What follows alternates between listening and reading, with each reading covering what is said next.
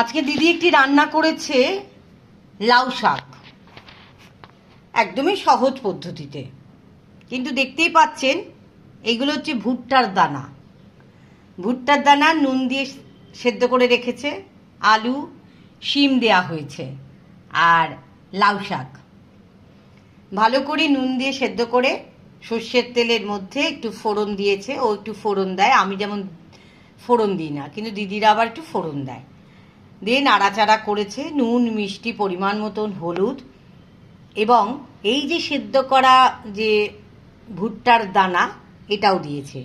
দিয়ে পোস্ত দিয়ে কাঁচা তেল দিয়ে বেশ ভালো করে নাড়িয়ে চাড়িয়ে নামিয়েছে।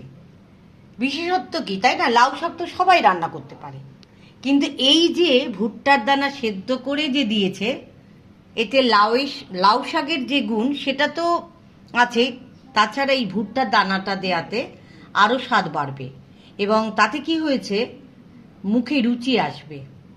এই সময় জ্বর সর্দি কাশি লেগেই আছে, মুখে অরুচি তো থাকবেই। এরকম একটু গরম ভাতে এই রান্না যদি করে নেন, খুব ভালো খেতে হবে, দারুণ দারুণ খেতে লাগবে।